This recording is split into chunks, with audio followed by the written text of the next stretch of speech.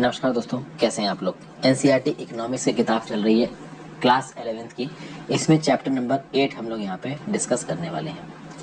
क्या टाइटल है chapter number 8 का? तो टाइटल है इंफ्रास्ट्रक्चर। ठीक है भाई। तो क्या चैलेंजेस है इंडिया के सामने सोशल और इकोनॉमिक इंफ्रास्ट्रक्चर के फील्ड में, इसको देखेंगे। इकोनॉमिक डेवलपमेंट में इंफ्रास्ट्रक्चर क्यों इंपॉर्टेंट है, इस बात को समझने की कोशिश करेंगे। Role of energy as a critical component of infrastructure, इसको भी समझने की कोशिश करेंगे। फिर problems and prospects of energy and health sector और understanding the health infrastructure of India. तो बहुत सारी इंपॉर्टेंट बातों पे यहाँ पे डिस्कशन हम लोग करने वाले हैं। शुरुआत की जाए एक कोट से। Many things we need can wait, the child can not, to him we can not say tomorrow, his name is today. Gabriel Mistral, जो कि एक चिलियन पोर्ट है, चाइल्ड नाम की जो कंट्री वहाँ के हैं, उन्होंने क्या बोला है कि भाई कुछ ऐसी चीजें होती है जो इंतजार नहीं कर सकती हैं, और बच्चा उनमें से वन ऑफ देम है। बच्चे के फ्यूचर के लिए आप इंतजार नहीं करते, उसे कल नहीं बोल सकते, उसे ये नहीं बोल सकते कि उसकी पढ़ाई अगले साल होगी, उसके अगले साल होगी, उसे जरूरत है आज। उसी प्रकार से इंफ्रास्ट्रक्चर है। इंफ्रास्ट्रक्चर भी एक ऐसी चीज है जिसको तुरंत इंप्लीमेंट करने की जरूरत है, तुरंत बनाने की जरूरत है। अगर आप देखो तो इंडिया के अंदर बात करें, कुछ स्टेट्स बाकी स्टेट से अच्छा परफॉर्म कर रहे हैं। पंजाब की बात कर लीजिए, हरियाणा की बात कर लीजिए, हिमाचल प्रदेश की बात कर लीजिए। ये लोग एग्रीकल्चर के फील्ड में और हॉर्टिकल्चर के फील्ड में आगे हैं। क्यों आगे हैं? Why is Maharashtra and Gujarat more industrial than others? Why is Kerala, जिसको आप बोलते हो गॉड्स ओन कंट्री, टूरिज्म में अक्सर का नाम लिया जाता है, ये लिटरेसी में, हेल्थ केयर में, सैनिटेशन में आगे क्यों है? क्यों केरला में इतने सारे टूरिस्ट जाते हैं? ठीक है। कर्नाटका में टेक्नोलॉजी इंडस्ट्री, आईटी इंडस्ट्री कैसे ग्रो कर रही है? तो कहीं ना कहीं इन फील्ड्स का जो इंफ्रास्ट्रक्चर है वो इन स्टेट्स में वन ऑफ द बेस्ट है। पंजाब और हरियाणा के जो फार्मर्स हैं उनके पास बेस्ट फार्मिंग इंफ्रास्ट्रक्चर है, बेस्ट एग्रीकल्चर इंफ्रास्ट्रक्चर। तो भाई बेटर इंफ्रास्ट्रक्चर बहुत कुछ कर सकता है। एक स्टेट दूसरे स्टेट से एक्सेल कर रहा है, तो भाई पंजाब हरियाणा में बेटर इरिगेशन फैसिलिटीज हैं। ओके, अगर आप महाराष्ट्र और तमिलनाडु जैसे स्टेट्स की बात करिए तो इंडस्ट्रियलाइजेशन ज़्यादा बेटर है, उन्होंने अपने कैपिटल गुड्स इंफ्रास्ट्रक्चर ज़्यादा खर्च किया है, कुछ में अच्छी ट्रांसपोर्टेशन फैसिलिटीज़ हैं। तो महाराष्ट्र जैसे अगर आप स्टेट्स की बात कर लीजिए तो वहाँ पे बहुत तगड़े पोर्ट्स हैं। आप तमिलनाडु का चेन्नई पोर्ट ले लीजिए तो इनका पोर्ट लेड इंफ्रास्ट्रक्चर ग्रोथ है। महाराष्ट्र में नावा शेवा है, मुंबई पोर्ट है, जिसके चलते बहुत सारा सामान महाराष्ट्र से इंडिया में इंपोर्ट किया जाता है और एक्सपोर्ट किया जाता है। तो ऑब्वियसली बात है, एक ऐसे पोर्ट के पास बहुत सारी इंडस्ट्रीज डेवलप होंगी। महाराष्ट्र की सरकार भी बहुत लंबे समय से इंडस्ट्रियल डेवलपमेंट कर रही है।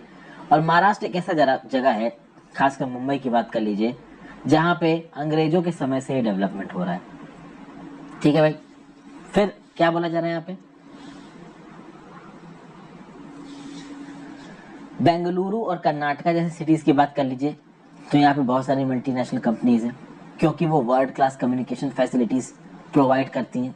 इसमें कॉल सेंटर्स की बात कर लीजिए, बीपीओस की बात कर लीजिए, और बहुत प्रकार की चीज़ें, जैसे कि फॉर एग्जांपल अगर आप इन्फोसिस की बात करो तो इन्फोसिस टेक्नोलॉजिकल सर्विसेज प्रोवाइड करती है दुनिया भर में। कोई सॉफ्टवेयर बनाना है, सॉफ्टवेयर से रिलेटेड कोई ग्लिच सॉल्व करना है, तो बाहर की कंपनीज अपने सॉफ्टवेयर एरर्स को इंडिया में इन इन्फोसिस जैसी कंपनीज के पास भेज देंगी, विप्रो जैसी कंपनीज के पास भेज देंगे, और फिर ये कंपनीज इस प्रॉब्लम को सॉल्व करेंगी। समझ रहे हैं ना? ये सब इंफ्रास्ट्रक्चर के दम पे हो रहा है। एक कम्युनिकेशन इंफ्रास्ट्रक्चर है, एक एग्रीकल्चर है, एक इंडस्ट्रियल है, एक ट्रांसपोर्ट है। तो इंफ्रास्ट्रक्चर में भी यहाँ पे टाइप्स नजर आ रहे हैं, और एक कंट्री के डेवलपमेंट के लिए इंफ्रास्ट्रक्चर का डेवलप होना बहुत ज्यादा जरूरी है।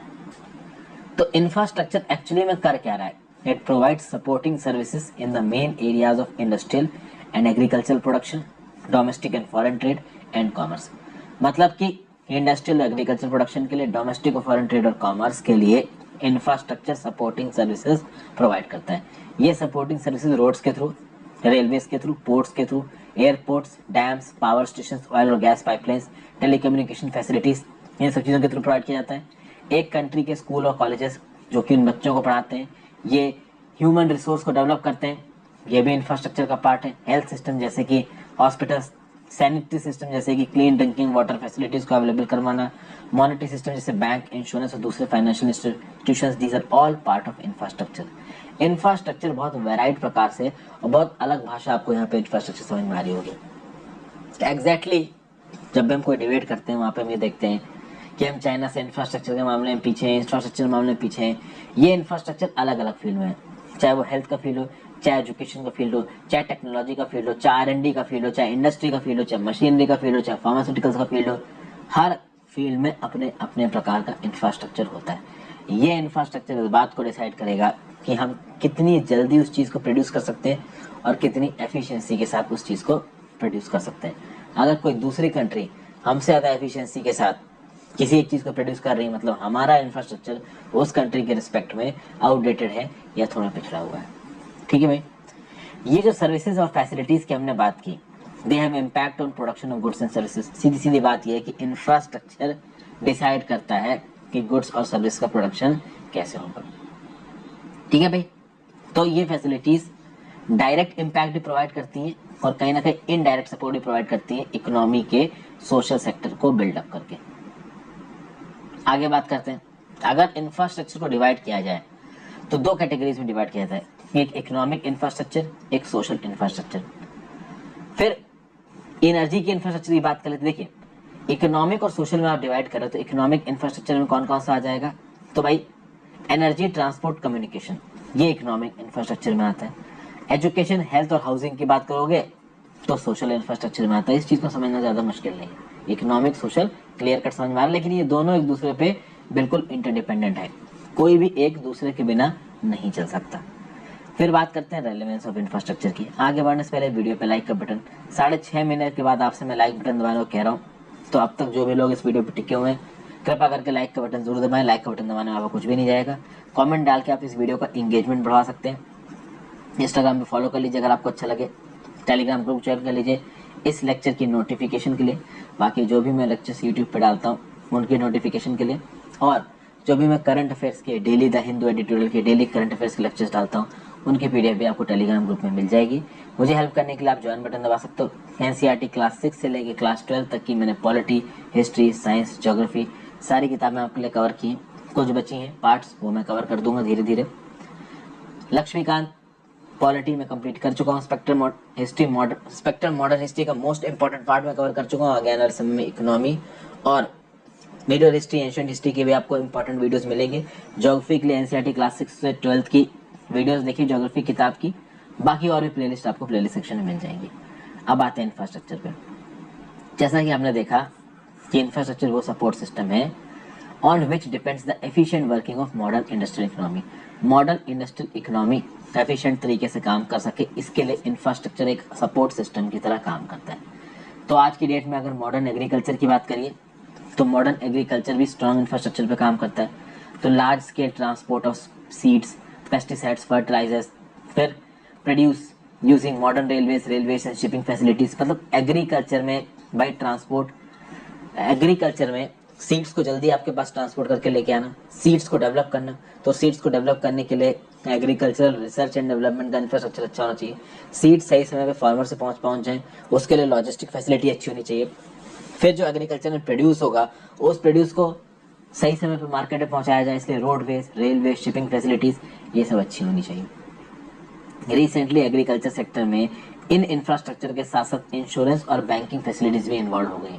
तो कोई ड्रॉट आ गया, कोई फेमिन आ गया, पानी ज्यादा बरस गया, तो ऐसे केसेस में इंश्योरेंस प्रोवाइड किया जाता है फार्मर्स को। ठीक है भाई, तो अगर आपकी फसल खराब हो गई है तो आप किसी प्राइवेट कंपनी के पास या सरकार के पास जो भी स्कीम आपने ऑप्ट की है जाके अपनी फसल का हर्जाना मान सकते हैं। बैंकिंग फैसिलिटीज क्यों? क्योंकि भाई क्रॉप को सो करने से पहले पैसा चाहिए होता है, ठीक है, सीड्स खरीदने के लिए, पेस्टिसाइड्स खरीदने के लिए, फर्टिलाइजर्स खरीदने के लिए, तो वो पैसा बैंकों से लिया जा सकता है, बाद में चुकाया जा सकता है।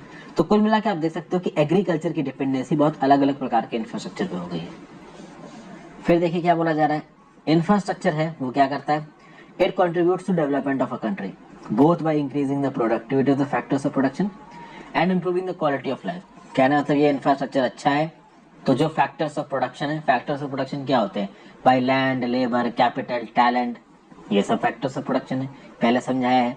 तो फैक्टर्स ऑफ प्रोडक्शन की भी प्रोडक्टिविटी बढ़ाता है इंफ्रास्ट्रक्चर, और लोगों के रहने का जो स्टैंडर्ड है ये भी बढ़ाता है इंफ्रास्ट्रक्चर।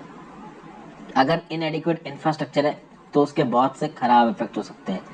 एक खराब इफेक्ट आपकी हेल्थ पे हो सकता है, जैसे फॉर एग्जांपल अगर आप बात करो वाटर सप्लाई अच्छी आए, पानी साफ आए, आपको साफ हवा ब्रीथ करने को मिले, तो इसका मतलब क्या है, मॉर्बिडिटी कम होगी, आप कम बीमार पड़ेंगे।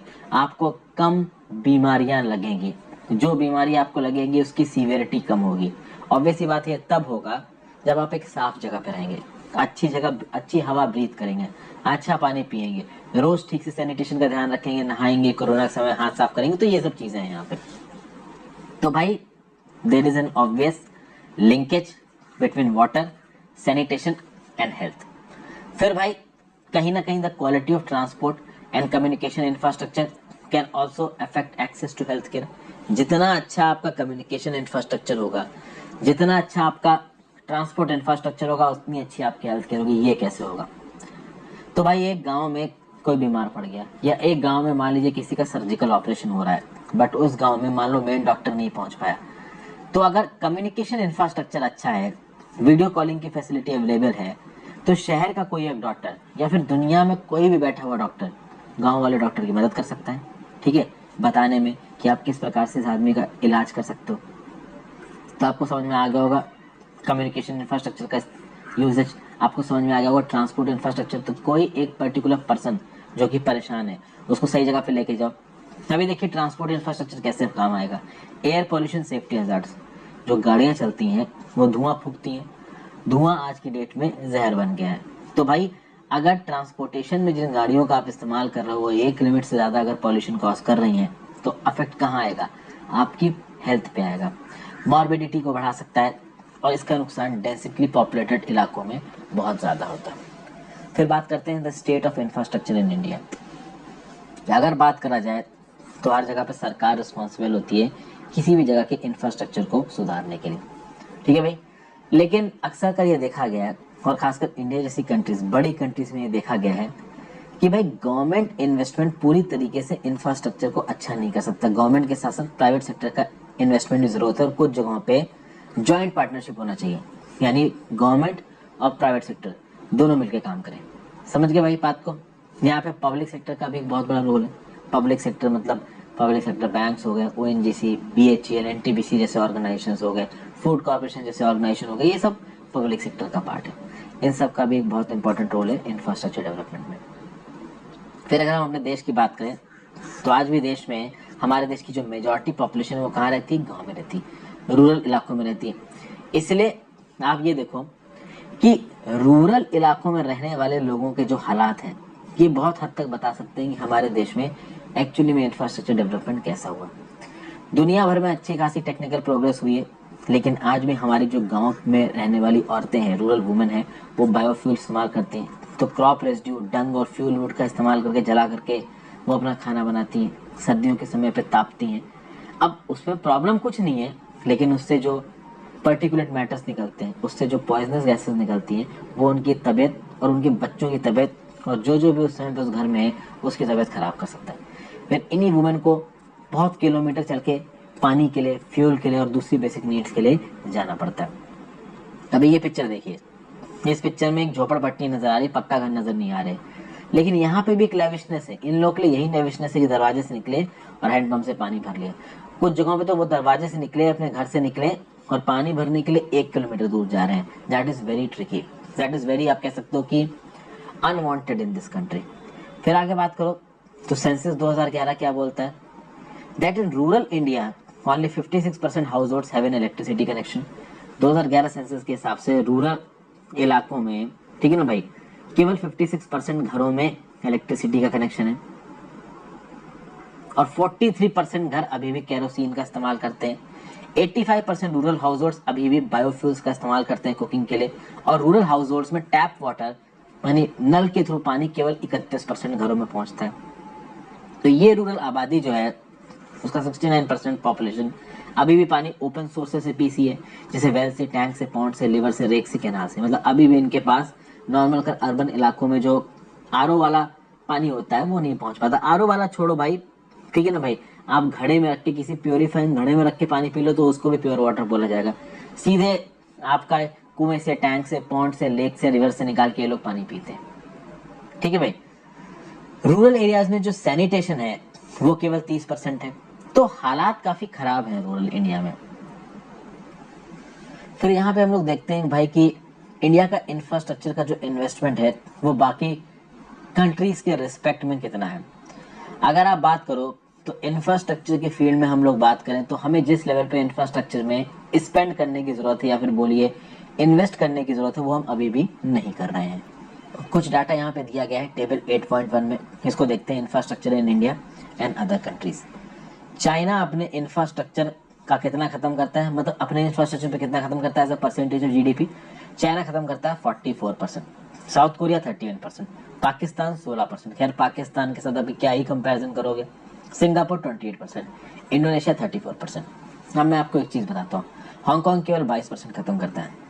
पहली बात तो हांगकांग में जितने लोग हैं और हांगकांग की जो जीडीपी है, इंडिया में जितने लोग हैं और इंडिया की जो जीडीपी है, हांगकांग छोटा सा आइलैंड है, इसकी जीडीपी बहुत बड़ी है, उसकी जीडीपी का 22% बहुत ज्यादा होता है। Same goes for south Korea, same goes for Singapore. Singapore और साउथ कोरिया की आबादी इंडिया के रिस्पेक्ट में निग्लिजिबल है और इनकी इकोनॉमी काफी बड़ी है, तो ऑब्वियस बात है as a percentage of GDP South Korea Singapore का काम इनफ है। बट इंडिया में as a percentage of GDP 30% बहुत कम है। लुकिंग एट आवर पॉपुलेशन, हमारी पॉपुलेशन बहुत ज़्यादा है, ये आपको बताने की ज़रूरत नहीं है। फिर देखा जाए मोबाइल सब्सक्राइबर्स पर 100 पीपल, इंडिया में हर 100 लोगों के पास 80 मतलब 100 में से 87 लोगों के पास मोबाइल फ़ोन है। उसमें से भी कुछ लोग ऐसे होते हैं जिनके पास एक सिम से ज़्यादा सिम होता है, तो इफेक्टिवली 87% भी नहीं है लोग जो हमारे देश में मोबाइल फ़ोन इस्तेमाल करते हैं। हालांकि चाइना में पर 100 पीपल 115 मोबाइल फोन सब्सक्राइबर्स है, हांगकांग में 259, साउथ कोरिया में 130। पाकिस्तान से हम आगे हैं, हम पाकिस्तान से ही बस आगे हैं, अभी क्या बताया जाए। फिर million tons of equivalent oil में कितना कंजम्पशन है, तो India 809 million turns oil consume करता है, चाइना 3274।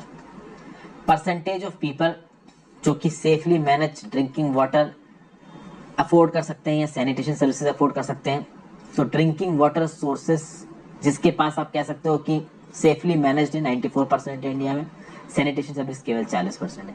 चाइना चलिए 96% है ड्रिंकिंग वाटर में, तो ड्रिंकिंग वाटर में तो चलो हम फिर भी चाइना के पास है, लेकिन सैनिटेशन सर्विसेज में बहुत दूर है। सैनिटेशन सर्विसेज में चाइना के 72% लोगों के पास ठीक ठाक सैनिटेशन सर्विसेज है, हमारे केवल 40% लोगों के पास है। यही फिगर्स आप साउथ कोरिया के देख लीजिए, यही फिगर आप सिंगापुर के देख लीजिए, सिंगापुर में 100%। तो ये बात बताती है कि इंफ्रास्ट्रक्चर के फील्ड में कहीं ना कहीं हम बहुत ज्यादा लैग कर रहे हैं। आगे चलते हैं। India is yet to wake up to the call. India invest only 30% of its GDP on infrastructure which is far below that of China and Indonesia. ये तो हमने बात कर ली। फिर आगे बात की जाए, कुछ इकोनॉमिस्ट ने प्रोजेक्ट किया है कि इंडिया आगे आने वाले कुछ डेकेड्स में, यानी 20 साल 30 साल, डेकेड्स मतलब 10 साल, एक डेकेड 10 साल होता है, दुनिया की तीसरे नंबर की सबसे बड़ी इकोनॉमी बन जाएगा। लेकिन अगर ऐसा होना है तो इंडिया को अपना इंफ्रास्ट्रक्चर बूस्ट करना पड़ेगा। ठीक है भाई, किसी भी कंट्री में जब उसकी इनकम बढ़ती है the composition of infrastructure requirement changes significantly. जैसे जैसे एक देश की इनकम बढ़ेगी वैसे वैसे इंफ्रास्ट्रक्चर के फील्ड में जो भी इसकी रिक्वायरमेंट है वो भी बदलेगी। फॉर एग्जाम्पल जो लो इनकम कंट्रीज होती हैं, जिनके पास ज्यादा पैसा नहीं होता है, उनको बेसिक इंफ्रास्ट्रक्चर सर्विसेज की जरूरत होती है, जैसे कि इरिगेशन, ट्रांसपोर्ट, पावर, इस प्रकार की चीजें जरूरी होती हैं। लेकिन जैसे जैसे इकोनॉमी मैच्योर होती जाएगी, उसकी बेसिक इंफ्रास्ट्रक्चर जरूरतें पूरी होती जाएंगी, फिर उसकी आप कह सकते हो डेवलप्ड फेज वाली या फिर एडवांस फेज वाली इंफ्रास्ट्रक्चर की रिक्वायरमेंट शुरू होंगी। जैसे कि फॉर एग्जाम्पल जैसे जैसे इंडिया की आप कह सकते हो जीडीपी बढ़ेगी, वैसे वैसे एग्रीकल्चर का जो रोल है इंडिया की जीडीपी में, इकोनॉमी में, वो कम होगा और सर्विस रिलेटेड इंफ्रास्ट्रक्चर की जरूरत ज्यादा पड़ेगी। इंडिया में आप देख सकते हैं, इंडिया में GDP as a percentage of, मतलब agriculture as a percentage of GDP 15% के लगभग आ चुका है। सर्विस सेक्टर और इंडस्ट्रियल सेक्टर डोमिनेट कर रहा है। सर्विस सेक्टर तो बहुत तेजी से ग्रो कर रहा है और ये किस चीज का साक्ष्य है, ये इस चीज का प्रूफ है कि इंडिया का इंफ्रास्ट्रक्चर ग्रो कर रहा है, इंडिया की इकोनॉमी ग्रो कर रही है। ठीक है भाई, इसीलिए आप देखें कि जो हाई इनकम कंट्रीज होती हैं वहां पे पावर इंफ्रास्ट्रक्चर और टेलीकम्युनिकेशन इंफ्रास्ट्रक्चर बहुत ज्यादा है। तो आप देख सकते हो यहाँ पे infrastructure is directly connected to economic development. जितना ज्यादा इंफ्रास्ट्रक्चर अच्छा होगा उतना ही इकोनॉमिक डेवलपमेंट भी अच्छा होगा, दोनों हैंड इन हैंड जाते हैं। एग्रीकल्चर की अगर आप बात करो तो agriculture depends to a considerable extent on the adequate expansion and development of irrigation facilities. जितना ज्यादा इरिगेशन फैसिलिटीज अच्छी होंगी, ठीक है ना, उतना ही आप कह सकते हो कि एग्रीकल्चर भी अच्छा होगा, क्योंकि agriculture is directly dependent on irrigation. हमारे देश में एग्रीकल्चर के फील्ड में फार्मर्स को इतना नुकसान क्यों होता है? क्योंकि समय पे पानी नहीं बरसा तो फसल खराब हो गई, ठीक है ना भाई। इसीलिए अगर पानी नहीं भी बरसता है तो हमारे पास ऑप्टिमम फैसिलिटीज अगर रहती है इरिगेशन की, तो हम किसी भी शॉक से डील कर सकते हैं। Industrial progress development of power पे डिपेंड करती है, इंडस्ट्रियल जनरेशन भी डिपेंड करती है, ट्रांसपोर्ट और कम्युनिकेशन पे भी डिपेंड करती है। तो obviously proper attention is not paid to the development of infrastructure, it is likely to act as a severe constraint on economic development. इस चैप्टर में हम लोग दो प्रकार के इंफ्रास्ट्रक्चर की खासा बात करेंगे। एक इंफ्रास्ट्रक्चर जो एनर्जी से रिलेट करता है, एक जो हेल्थ से रिलेट करता है। दोनों प्रकार के इंफ्रास्ट्रक्चर बहुत इंपॉर्टेंट है। यहाँ पे जो बुलक कार्ट दिख रही हैं, ये भी एक प्रकार के इंफ्रास्ट्रक्चर का ही पार्ट है, जो कि ट्रांसपोर्ट इंफ्रास्ट्रक्चर का पार्ट है। रूरल इलाकों में इस्तेमाल होता है, आज की डेट में भी इस्तेमाल होता है। हालांकि आज की डेट में आपके छोटे मोटे जो मोटराइज्ड व्हीकल्स हैं वो भी पहुंच गए हैं, ऐसा नहीं है कि सब बुलक कार्ट इस्तेमाल करते हैं। बट अभी से 10-20-30 साल पहले चले जाओ तो ये साइट कॉमन होता था, आज भी होता है बट उतना नहीं है। एनर्जी की बात की जाए तो हमें एनर्जी की जरूरत क्यों है? एनर्जी के यहाँ पे बहुत से प्रकार हैं। आपके घर में इलेक्ट्रिसिटी है, वो भी एक प्रकार की एनर्जी है, ठीक है। सूरज से जो किरणें आ रही हैं वो भी एक प्रकार की एनर्जी है। जो फ्यूल आपकी गाड़ी को चला रहा है, ठीक है, पुश दे रहा है, वो भी एक प्रकार की एनर्जी है। तो एनर्जी बेसिकली क्या है? It is a critical aspect of the development process of a nation. एक नेशन के डेवलपमेंट में एनर्जी एक क्रिटिकल रोल प्ले करता है। और ऑब्वियस बात है, एनर्जी बहुत इंपॉर्टेंट है इंडस्ट्रीज के लिए। लार्ज स्केल में इसको डिप्लॉय किया जाता है एग्रीकल्चर सेक्टर में भी, और बहुत सारे और सेक्टर्स में, जैसे कि production and transportation of fertilisers, pesticides, farm equipment. कुल मिला के बताया जा रहा है कि एग्रीकल्चर में एनर्जी बहुत इंपॉर्टेंट है। हाउसेज में खाना बनाने के लिए, हाउस होल्ड लाइटिंग के लिए, हीटिंग के लिए इंपॉर्टेंट है। हीटिंग के लिए आप इलेक्ट्रिसिटी का इस्तेमाल करते हो, खाना बनाने के लिए आप एलपीजी गैस का इस्तेमाल करते हो। कभी कभी इंडक्शन जो आते हैं, इंडक्शन हीटर्स, उस पर भी आप कुकर रख के दाल में सीटी मार देते हो। तो ये सब एनर्जी के टाइप्स हैं। और कोई भी कमोडिटी और सर्विस आज की डेट में एनर्जी के बिना नहीं चलती। हाँ, कौन से प्रकार की एनर्जी इस्तेमाल हो रही है वो एक अलग बात है। जैसे कि यहाँ पे कुछ इंसान आपको फ्यूल वुड लकड़ी ले जाते दिख जाएंगे, तो लकड़ी भी एक बहुत इंपॉर्टेंट सोर्स है एनर्जी का। एक समय पे गांव के इलाके में और एंशिएंट इंडिया में आप कह सकते हो कि लकड़ी वॉज मोस्ट प्रोमिनेंट सोर्स हर प्रकार का काम करने के लिए। आज के डेट में दूसरे सोर्सेज आ गए हैं। तो जब आप बात करते हो सोर्सेज ऑफ एनर्जी की, तो कॉमर्शियल सोर्सेज ऑफ एनर्जी भी निकल के आते हैं और non commercial sources of energy भी निकल के आते हैं। कॉमर्शियल सोर्सेज ऑफ एनर्जी में कोल, पेट्रोलियम, इलेक्ट्रिसिटी आता है, ठीक है, जिनको खरीदा बेचा जा सकता है। Non commercial sources of energy में फ्यूल वुड, एग्रीकल्चरल वेस्ट और ड्राइड डंग आता है। एग्रीकल्चरल वेस्ट और ड्राइड डंग को तो खरीदा बेचा नहीं जाएगा, फ्यूल वुड को जरूर खरीदा बेचा जाता है, बट फ्यूल वुड को आप उस लेवल पे कॉमर्शियल नहीं बोल सकते। ओके, वो लकड़ी, वो टिम्बर जो कि फर्नीचर के काम में इस्तेमाल होता है, वो एक अलग प्रकार का इनपुट है, उसको आप एनर्जी का सोर्स नहीं कर सकते। तो लकड़ी को जला के आप कह सकते हो मैसिव स्केल पे एनर्जी पैदा करना, वो फैशन अब पुराना हो चुका है। इसलिए यहाँ पे फ्यूल वुड को कॉमर्शियल सोर्स ना बोल के नॉन कॉमर्शियल बोला गया, ठीक है भाई। नॉन कॉमर्शियल क्यों है ये? Fuel wood, agriculture waste, dried dung, क्योंकि नेचर फॉरेस्ट में मिलते हैं, एक और वजह है। कॉमर्शियल सोर्स ऑफ एनर्जी की बात की जाए तो ये एग्जॉस्टेबल है, खत्म हो जाती। हालांकि हाइड्रो पावर एग्जॉस्टेबल नहीं है, और आज की डेट में सोलर एनर्जी को भी एक कॉमर्शियल बेसिस पे इस्तेमाल किया जा रहा है। तो सोलर एनर्जी भी एग्जॉस्टेबल नहीं है, विंड भी नहीं है, उसके बारे में अभी बात होगी। नॉन कॉमर्शियल सोर्सेज जो एनर्जी वो होते हैं, सोर्सेज होते हैं, वो रिन्यूएबल होते हैं।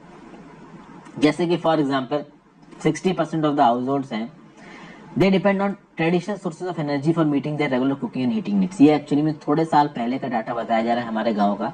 अब तो प्रधानमंत्री उज्ज्वला योजना के बाद गांव में भी हालात काफी ठीक हो गए हैं, लोगों के घर में एलपीजी गैस पहुंच गई खाना वगैरह बनाने के लिए। पहले लोग कंडे और लकड़ियां जला के और क्रॉप रेसिड्यू जला के खाना बनाया करते थे, अब चीजें थोड़ी सी सुधर रही हैं। ओके, फिर बात करते हैं non conventional source of energy. अभी यहाँ पे अगर आप बात करो तो हमने सोर्सेज ऑफ एनर्जी की बात की, और सोर्सेज ऑफ एनर्जी में हमने कॉमर्शियल और non commercial source of energy की बात की। कॉमर्शियल और नॉन कॉमर्शियल को थोड़ा ब्रॉड तरीके से समझिए। यहाँ पे तो भाई बहुत बेसिक तरीके समझाएगा, जो कि 11th क्लास के इकोनॉमिक्स है। कॉमर्शियल वो मतलब पार्ट एनर्जी का जिसको कॉमर्स बेसिस पे इस्तेमाल किया जा सके, जिसको कॉमर्शियल मतलब पैसा कमाने के पर्सपेक्टिव से इस्तेमाल किया जा सके। और वो जो जनरली पैसा कमाने के पर्सपेक्टिव से इस्तेमाल नहीं होता है, उसको नॉन कन्वेंशनल। तो चूंकि ये पेड़ वगैरह काट के जो आप लकड़ी लेके आते हो, ये जंगलों वगैरह से आती है, उनको मैसिव स्केल पे खरीदा बेचा नहीं जाता है, खासकर जला के बिजली पैदा करने के लिए या आग पैदा करने के लिए, इसीलिए इनको नॉन कॉमर्शियल बोला गया। Non conventional sources of energy की बात करूं तो भाई देखिए, कॉमर्शियल और non commercial sources of energy ये दोनों कन्वेंशनल सोर्सेज ऑफ एनर्जी है, ठीक है ना भाई। तो कन्वेंशनल सोर्सेज ऑफ एनर्जी में आते हैं कॉमर्शियल और नॉन कॉमर्शियल सोर्सेज। कुछ ऐसी सोर्सेज ऑफ एनर्जी होती है जिसको बोलते हैं नॉन कन्वेंशनल सोर्सेज, जिसमें solar energy, wind energy, tidal power. अब mind it, solar energy, wind energy और टाइडल पावर आज की डेट में कॉमर्शियल स्केल पे इस्तेमाल किए जा रहे हैं। तो कहीं ना कहीं सोलर एनर्जी, विंड एनर्जी और टाइडल पावर भी एक प्रकार की कॉमर्शियल सोर्स ऑफ एनर्जी है। बट अब बात यहाँ पे ये है कि कॉमर्शियल क्या है क्या नहीं है, ये अलग अलग रिसर्चर्स की डेफिनेशन से अलग अलग हो सकता है। ये एक बेसिक व्यू पॉइंट है एनसीईआरटी का, समझिए आगे बढ़िए। ये छोटी छोटी चीजों में ज्यादा बुद्धि लगाने की जरूरत नहीं। तो non conventional sources of energy बताई गई, सोलर एनर्जी, विंड एनर्जी और tidal power. Tropical country India, तो इंडिया में अनलिमिटेड पोटेंशियल है इन 3 प्रकार की एनर्जी का, और इससे कॉस्ट इफेक्टिव टेक्नोलॉजीज बनती हैं, चीपर टेक्नोलॉजीज यहाँ पे प्रोड्यूस की जा सकती हैं। यहाँ पे देखिए, ये विंड मिल है, ये तो बहुत पुराने जमाने की विंड मिल दिखाई जा रही है, आजकल तो भाई बिल्कुल मॉडर्न टेक्नोलॉजी से काम करने वाली विंड मिल भी एडजस्ट करती हैं। फिर सोलर एनर्जी के और भी बहुत से प्रोस्पेक्ट्स हैं, यहाँ पे आप देख सकते हो सोलर पैनल लगा हुआ है, ठीक है। कॉमर्शियल कंजम्पशन पैटर्न की बात की जाए कॉमर्शियल एनर्जी की, देखिए कॉमर्शियल एनर्जी कंजम्पशन हमारे देश में इट इज 74%। और जब यहाँ पे कॉमर्शियल एनर्जी की बात कर रहा हूं मैं, तो सोलर एनर्जी इसमें नहीं आती, क्योंकि solar energy is a part type of non conventional energy है, और नॉन कन्वेंशनल में कॉमर्शियल नहीं है। कॉमर्शियल और नॉन कॉमर्शियल दोनों कन्वेंशनल सोर्सेज में, ठीक है भाई। तो कॉमर्शियल एनर्जी कंजम्पशन 74% है। इस 74% का भी 74% कोल और लिग्नाइट है, ऑयल 10% है, नेचुरल गैस 9% है, ठीक है भाई। Hydro and other new renewable energy 7% है। नॉन कन्वेंशनल एनर्जी सोर्सेज में क्या आता है, फायरवुड, काउडंग और एग्रीकल्चरल वेस्ट। तो 74% अगर कॉमर्शियल है तो 26% इन नॉन कॉमर्शियल से आता है, जैसे कि फायरवुड से, काउडंग से, एग्रीकल्चरल वेस्ट से, ठीक है भाई। इंडिया के एनर्जी सेक्टर की क्रिटिकल फीचर्स की बात की जाए, और अगर आप इकोनॉमी के साथ इसको लिंक करो, is the import dependence on crude and petroleum products. जितना ज्यादा आप क्रूड ऑयल और पेट्रोलियम प्रोडक्ट्स के इम्पोर्ट पे डिपेंडेंट होगे, ठीक है ना, उतना ही ज्यादा जो एनर्जी सेक्टर है इंडिया का वो आगे बढ़ेगा। क्योंकि रीजन ये है कि अभी के लिए हमारे पास ज्यादा ऑयल के सोर्सेज है नहीं। अब या तो आप अल्टरनेटिव टेक्नोलॉजीज डेवलप करो, जैसे कि इलेक्ट्रिक कार्स डेवलप करो, इलेक्ट्रिक व्हीकल्स डेवलप करो, ठीक है। और इलेक्ट्रिक कार्स, इलेक्ट्रिक व्हीकल्स को सोलर एनर्जी से चार्ज करो। अगर कोल एनर्जी से चार्ज करोगे तो जहां से शुरू है वहीं पहुंच जाओगे, ठीक है ना। तो बेसिकली आगे आने वाले समय में जैसे जैसे इंडिया डेवलप करेगा, वैसे वैसे इंडिया का एनर्जी सेक्टर डेवलप करेगा, वैसे वैसे जो क्रूड और पेट्रोलियम प्रोडक्ट्स हम लोग इंडिया में इंपोर्ट करते हैं, उनका इंपोर्ट भी यहाँ पे बढ़ने वाला है। फिर यहाँ पे कुछ और पैटर्न्स बताए गए, the sectoral pattern of consumption of commercial energy. तो सेक्टोरल पैटर्न क्या है, इसको देखते हैं। Transport sector was the biggest consumer of commercial energy 1953-54। उसका ट्रांसपोर्ट सेक्टर का जो शेयर है वो गिर गया है, और हाउस होल्ड, एग्रीकल्चर, अदर के शेयर्स बढ़ रहे हैं। टेबल देखिए, सब समझ में आ जाएगा। कॉमर्शियल एनर्जी कंजम्पशन किसने कितना किया। 1953-54 में हाउस होल्ड ने 10% किया, एग्रीकल्चर ने 1%, इंडस्ट्री ने 40%, ट्रांसपोर्ट ने 44%। Fast forward to 2017-18, household ने 24%, एग्रीकल्चर ने 18%, इंडस्ट्री सबसे ज्यादा 42%, ट्रांसपोर्ट केवल 1%, ठीक है ना, और अदर्स 15%।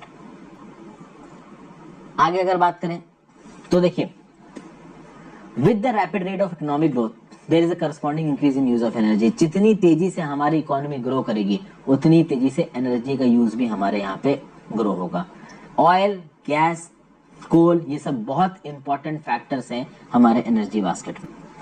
पावर और इलेक्ट्रिसिटी की बात कर लेते हैं। देखिए, जो सबसे विजिबल फॉर्म ऑफ एनर्जी है, प्लेन से रात में किसी भी शहर के ऊपर से गुजरिए, आपको हर जगह बिजली जलती नजर आ जाएगी, लाइट जलती नजर आ जाएगी। तो most visible form of energy आज की डेट में क्या है, इलेक्ट्रिसिटी। और इलेक्ट्रिसिटी को साइन माना गया progress of a modern civilisation का, ठीक है भाई। इलेक्ट्रिसिटी एक बहुत क्रिटिकल कंपोनेंट है हमारे इंफ्रास्ट्रक्चर का, और हमारे देश के इकोनॉमिक डेवलपमेंट को इंश्योर करने में इलेक्ट्रिसिटी एक मेजर रोल प्ले करता है। 2016 में इलेक्ट्रिसिटी जनरेटेड के सोर्सेज देखेंगे इंडिया में, तो 82% इलेक्ट्रिसिटी थर्मल सोर्सेज से जनरेट हुई।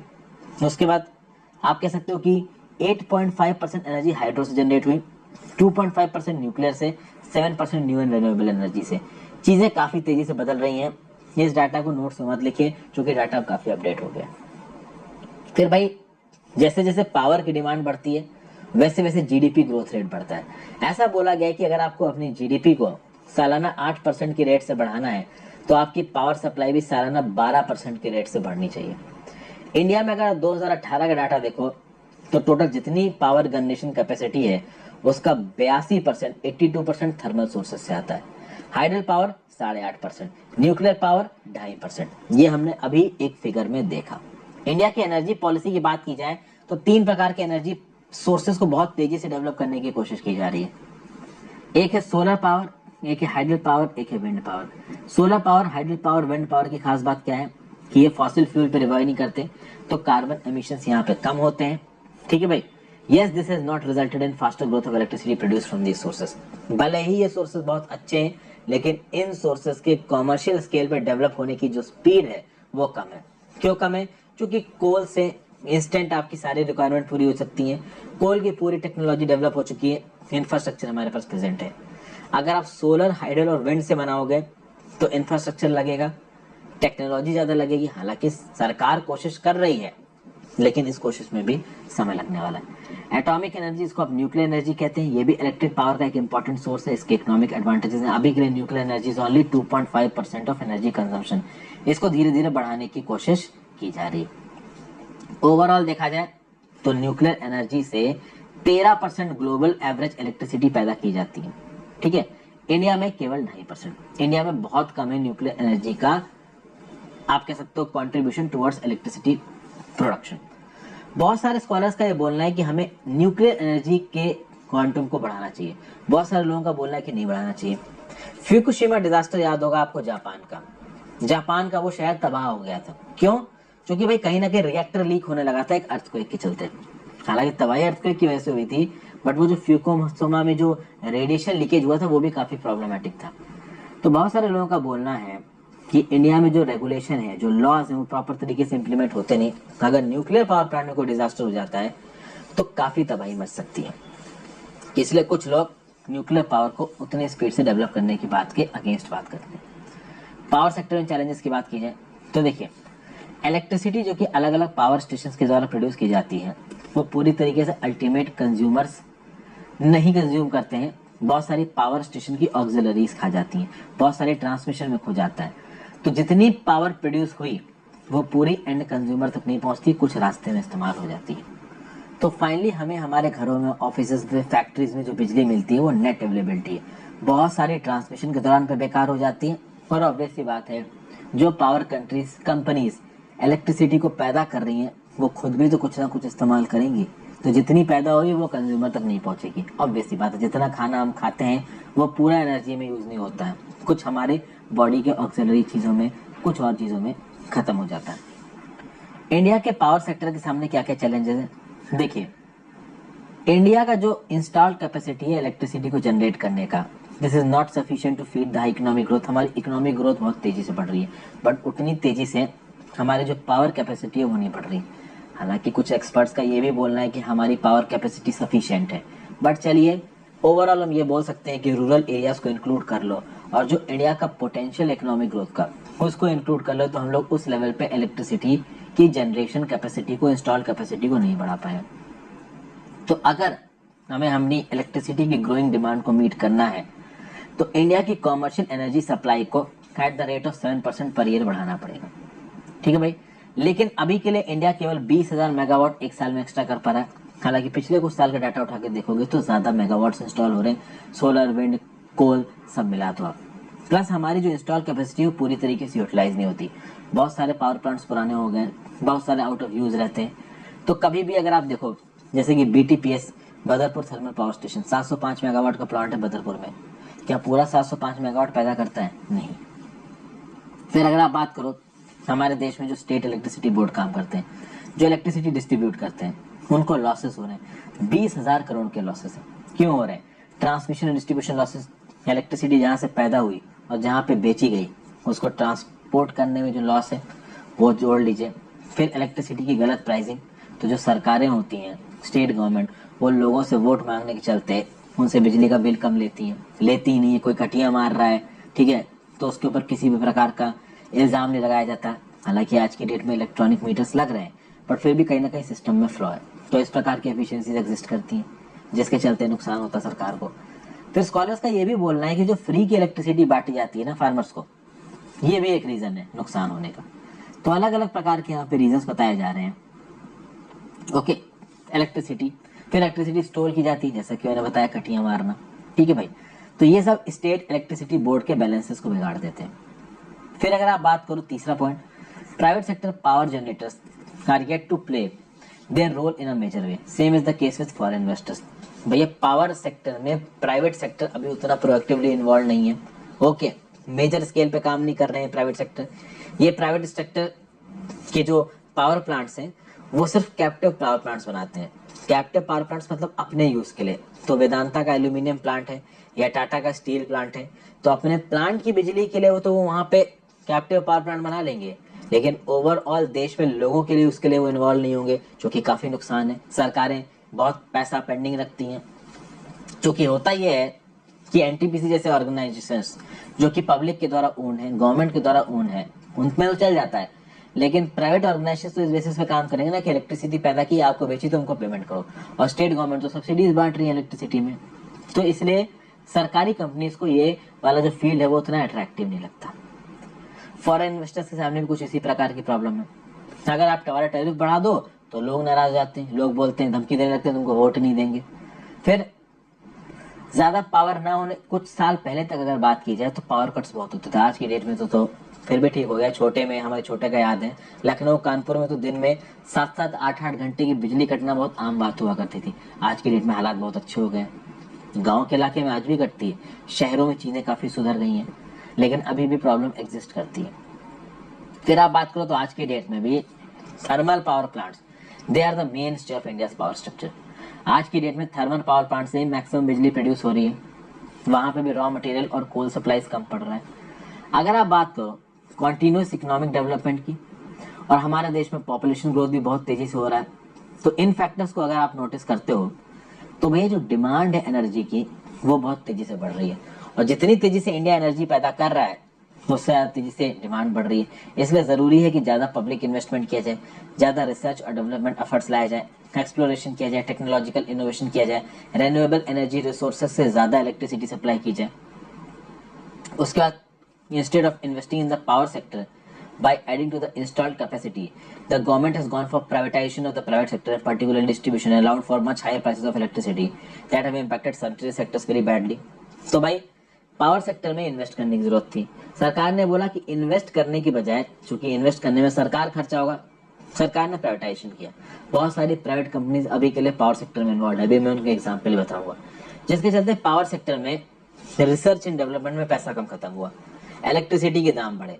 और जब इलेक्ट्रिसिटी के दाम बढ़ेंगे तो कुछ सनराइज सेक्टर्स जिनको फ्री की या सब्सिडाइज बिजली की जरूरत है उनको मिल नहीं पाएगी, तो हमारे देश की इकोनॉमिक डेवलपमेंट रुक जाएगी। क्योंकि पावर सेक्टर बेसिकली जो इलेक्ट्रिसिटी है, this is a very important part of our infrastructure. ये जो हेल्थ है ये मैं अगले चैप्टर में आपके साथ शुरू करूंगा, अगले वीडियो में आपके साथ शुरू करूंगा। यहाँ बीच में कुछ टेबल्स हैं जो कि मैं आपके साथ डिस्कस करना चाहता हूँ। जैसे सबसे बड़ा टेबल है मेक अ डिफरेंस। यहाँ पे बात हो रही है थाने सिटी की। ओके, थाने सिटी की अपनी ब्रांड इमेज है।